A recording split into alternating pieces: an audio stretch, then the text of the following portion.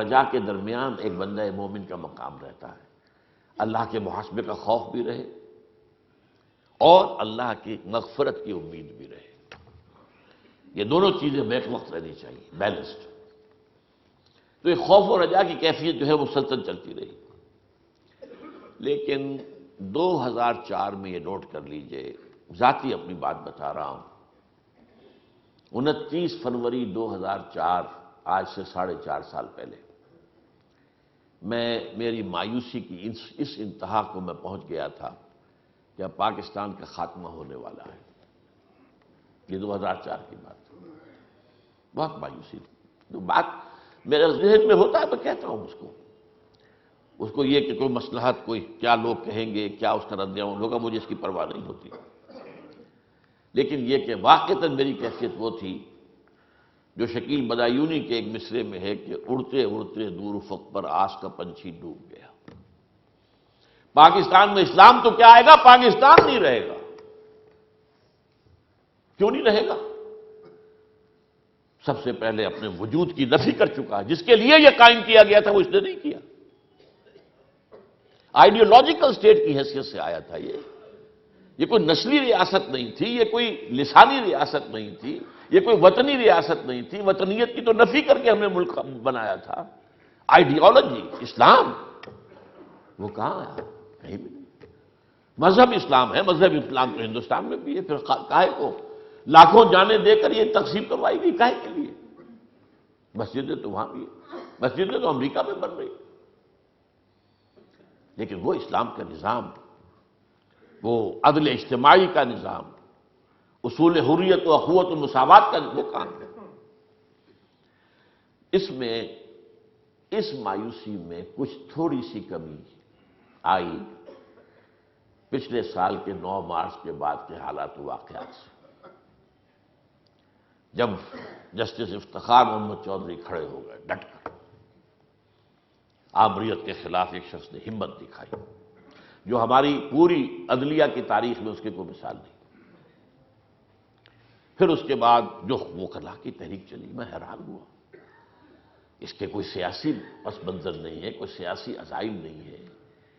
پھر یہ ہمارے ہاں کے عام جن کو ہم کہتے ہیں اسٹریٹ ارچنز نہیں ہے، یہ کوئی وہ گامے ماجھے نہیں ہے، یہ پڑھے لکھے لوگ، مڈل کلاس، اور جتنی سختیاں انہوں نے جھیلی تو معلوم ہوا کہ جان تو کچھ ہے۔ میں صاف عرض کر رہا ہوں، مجھے محسوس ہوا کہ شاید ہم سے کوتاہی ہوئی ہے کہ ہم نے اس ملک کے پڑھے لکھے طبقے تک اسلام کے پیغام کو پہنچانے کا شاید حق ادا نہیں کیا۔ آدمی کو دیکھنا چاہیے، اپنا معاملہ بھی دیکھنا چاہیے۔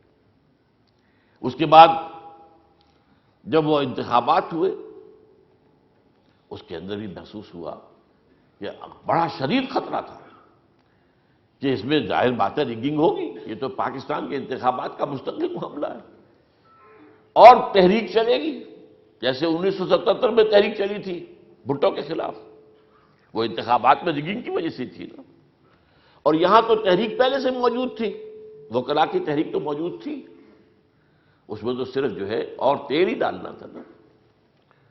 لیکن یہ کہ اور اس کے بعد اندیشہ کیا تھا، اگر بدامنی یہاں پیدا ہو گئی تو ادھر سے نیٹو فورسز داخل ہو جائیں گی، ادھر سے بھارتی فورس، اور دونوں کو یہ اخباری باتیں ہیں، یہ کوئی ادھر ادھر کی چنڈو خانے کی باتیں نہیں ہیں۔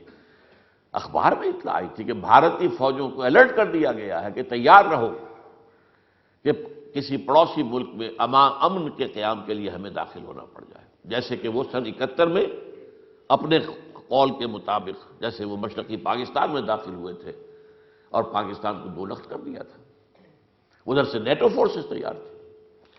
ان 2 چیزوں سے یہ کچھ امید، کچھ بدھی ہے، شاید اللہ تعالی ہمیں ابھی مہلت دے دے، شاید اللہ تعالیٰ کی طرف سے ابھی متاع الی حین، کوئی ایک وقت معین تک کے لیے اللہ مہلت دے دے، تو اس کے ذریعے سے یہ ہے کہ یہاں پر کوئی معاملہ جو ہے خیر کی طرف آگے بڑھ جائے اور بھولا ہوا سبق یاد آ جائے۔ کبھی بھولا ہوا بولی ہوئی منزل بھی یاد آتی ہے راہی کو، اللہ تعالیٰ سے توقع رکھی جائے۔ اس وقت جو صورتحال ہے، فیکٹس آن دی گراؤنڈز کو دیکھیے تو انتہائی مایوسی ہے۔ سب سے پہلی بات تو یہ میں نے بارہا کہا ہے ہم پر اللہ کا ایک عذاب مسلط ہے منافقت کا، اور وہ کیوں ہے؟ سورہ توبہ میں فرمایا گیا ہے کہ منافقین مدینہ میں ایک خاص قسم ایسے لوگوں کی ہے جنہوں نے اللہ سے وعدہ کیا، اے اللہ ہمیں تو دولت دے دے، ہمیں غنی کر دے، ہم تیری راہ میں صدقہ کریں گے، خیرات کریں گے، نیک ہو جائیں گے۔ وَمِنْهُمْ مَنْ عَاهَدَ اللَّهَ لَئِنْ آتَانَا مِنْ فَضْلِهِ لَنَصَّدَّقَنَّ وَلَنَكُونَنَّ مِنَ الصَّالِحِينَ فَلَمَّا آتَاهُم مِّن فَضْلِهِ، جب اللہ نے انہیں اپنے فضل سے نواز دیا، بخلوا بہ، اب بخل سے کام لیا، اب تجوریوں کو تالے لگائے، وَتَوَلَّوْا وَهُمْ مُعْرِضُونَ، اور پیٹھ موڑ لی اور بھول گئے ہم نے وعدہ کیا کیا تھا اللہ سے۔ فَعَاقَبَهُمْ نِفَاقًا فِي قُلُوبِهِمْ، تو سزا کے طور پر ہم نے ان کے دلوں میں نفاق کا روگ پیدا کر دیا۔ آج دنیا کی بڑی تلخ بات کہہ رہا ہوں، منافق ترین قوم مسلمانان پاکستان بحیثیت قوم، افراد بہت عمدہ بھی ہیں، بہت اعلیٰ بھی ہیں، بہت صالح بھی ہیں، خال خال اس قوم میں اب تک نظر آتے ہیں، وہ کرتے ہیں اشک سحر گاہی سے جو ظالم وضو، یہ ابلیس نے کہا علامہ اقبال کے بقول، لیکن مجموعی طور پر ایک نفاق کیا ہے؟ نفاق باہمی، اب ایک قوم نہیں رہے ہم، قومیتیں ہیں، Pakhtun nationalism, Baloch nationalism, Sindhi nationalism, Urdu nationalism, جو ایم کیو ایم کا نیشنلزم ہے، اردو نیشنلزم لسانی ہے، سرائکی نیشنلزم، اور نیشنلزم ایک قوم ہوتے تو کبھی کا کالا باغ ڈیم بن چکا ہوتا، ایک قوم تو ہے نہیں۔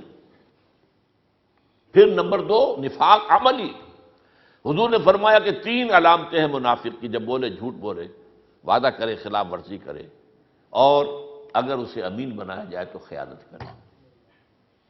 یہ تینوں چیزیں آپ دیکھ لیجئے، ہمارے ہاں جو جتنا بڑا ہے اللہ معاف کرے، اتنا ہی بڑا جھوٹا، اتنا ہی بڑا وعدہ خلاف، اتنا ہی بڑا غبن کرنے والا۔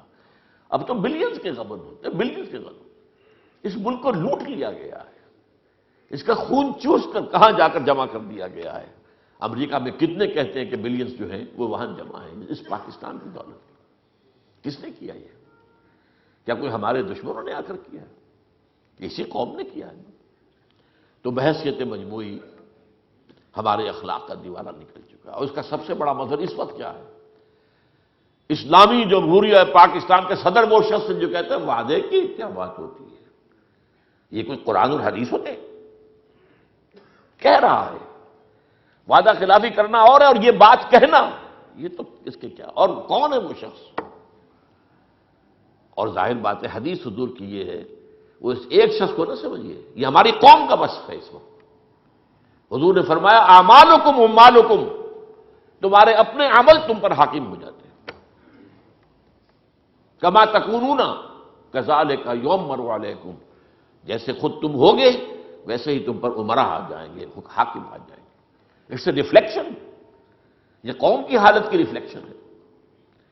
سیاسی اعتبار سے ہمارا دوسرا بڑا شخص نواز شریف، اور اس نے جھوٹ کی انتہا کی، کتنی مرتبہ کہا میرا کوئی معاہدہ نہیں تھا، کوئی معاہدہ نہیں تھا، کوئی معاہدہ نہیں تھا، اور پھر وہ معاہدہ نکل آیا، اخبارات میں بھی چھاپ دیا گیا، اور وہ دوسری بڑی شخصیت ہے۔ تو یہ ہے در حقیقت ہمارا اس وقت۔ پھر مالی اعتبار سے دیوالہ تقریباً نکل چکا ہے۔ یہ آئی ایم ایف سے اگر آپ نے کچھ لے کر اپنا جو آکسیجن کی نلکی لگائی ہے، اور وہ کیا آپ سے اب ڈیمانڈ کریں گے اس کو سوچئے گا، اور اس کے شکنجے میں کس جانے والا آئی ایم ایف کے شکنجے میں جو ملک آیا ہے وہ اس تباہ ہو کر اس کی معیشت رہ گئی، یہ تاریخ ہے۔ جو کچھ انڈونیشیا کے ساتھ ہوا تھا، ملائیشیا کچھ بچ گیا تھا تھوڑا سا، لیکن یہ کہ یہ جو ایشیائی ٹائیگرز تھے جو ختم ہوئے تھے، کیوں ہوئے تھے؟ آئی ایم ایف کی وجہ سے۔ تو ہم نے بھی ایک وقت آیا تھا کہ بڑا ہم نے کہا تھا خوشی کے ساتھ، ہم نے اپنا وہ آئی ایف سے اپنی آزادی حاصل کر لی، اب دوبارہ ہم پہنچ گئے وہاں بھیک مانگنے کے لیے۔ فرینڈز آف پاکستان بڑے اس کے پیمپرنگ بھی کی گئی، اور پوری دنیا میں ایک پیسہ بھی کچھ دینے کو تیار نہیں ہوا۔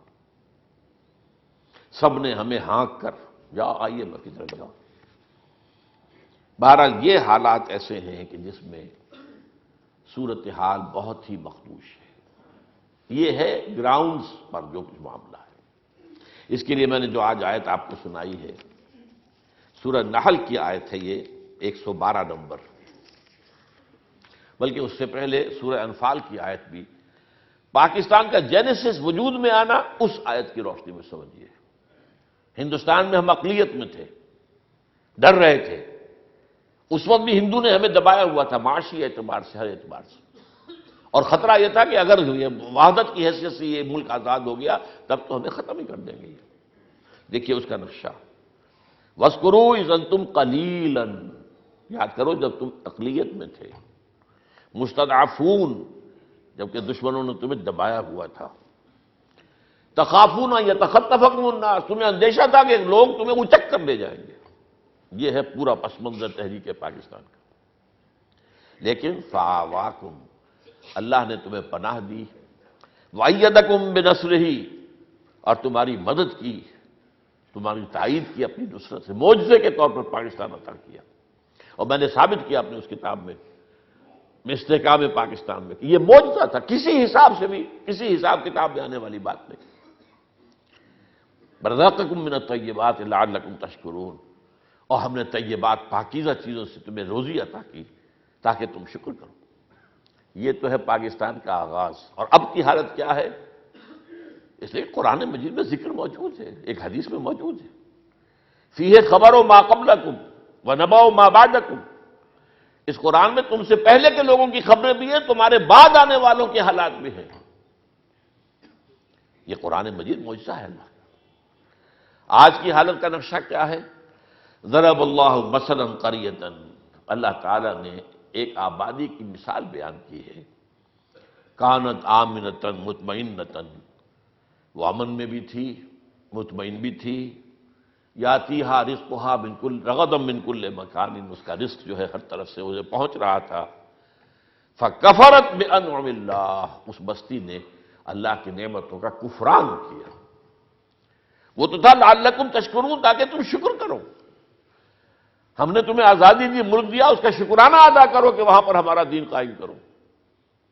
ہم نے کیا کیا؟ اگر ہم شکر کرتے، لئن شکرتم لازیدنکم، اگر تم شکر کرو گے تو اور دوں گا، اور نعمتیں ہوں گی۔ جیسے فرمایا وَلَوْ أَنَّ أَهْلَ الْكِتَابِ أَقَامُوا التَّوْرَاةَ وَالْإِنْجِيلَ وَمَا أُنزِلَ إِلَيْهِم مِّن رَّبِّهِمْ لَأَكَلُوا مِن فَوْقِهِمْ وَمِن تَحْتِ أَرْجُلِهِمْ، اگر اہل کتاب نے انجیل اور تورات کو قائم کیا ہوتا تو ہماری نعمتیں ان پر اوپر سے بھی برستی ہیں، وہ زمین کے اندر سے بھی نکلتی۔ لیکن جب ہم نے ناشکری کی، اللہ کے دین سے ہم نے غداری کی، بغاوت کی، وعدہ خلافی کی، فَأَذَاقَهَا اللَّهُ لِبَاسَ الْجُوعِ وَالْخَوْفِ بِمَا كَانُوا يَصْنَعُونَ، تو اللہ نے انہیں دو لباس پہنا دیے، ایک بھوک کا لباس، ایک خوف کا لباس۔ آج خوف کا عالم کیا ہے؟ کتنے کالم جو آپ پڑھتے ہیں جس کے اندر نقشہ کھینچا جا رہا ہے کہ پاکستان کا مستقبل بہت مخدوش ہے۔ میں پہلے بیان کر چکا، پوری دنیا میں جو کچھ پلان ہو رہے ہیں، جو وہ چاہتے ہیں، اس میں تو وہ کہتے ہیں کہ 2020 میں تو پاکستان کے نام سے کوئی ملک کی دنیا میں نہیں ہوگا۔ یہ ساری باتیں آ رہی ہیں، اس کے حصے بکھرے کرنے کے نقشے بن چکے، سن 6 کا میں آپ کو بتا چکا ہوں، نقشہ آ چکا ہے، پاکستان کے ٹکڑے کر دیے جائیں گے، اور صورتحال بہت مخدوش۔ یہ حالات ہمارے کیوں ہو گئے؟ ہم نے اللہ سے وعدہ خلافی کی ہے، اور اس میں اگر کوئی امکان ہے تبدیلی کا تو وہ کس طرح ہے؟ تو اللہ تعالیٰ ہمیں توبہ کی توفیق عطا فرمائے، اور ہم میں سے ہر شخص کو یہ توفیق دے کہ کمر کس لے اور طے کر لے کہ ان صلاتی و نسکی و محیای و مماتی للہ رب العالمین، میرا جینا اور مرنا جو ہے اب اللہ کے لیے، اللہ کے دین کے لیے۔ آمین یا رب العالمین۔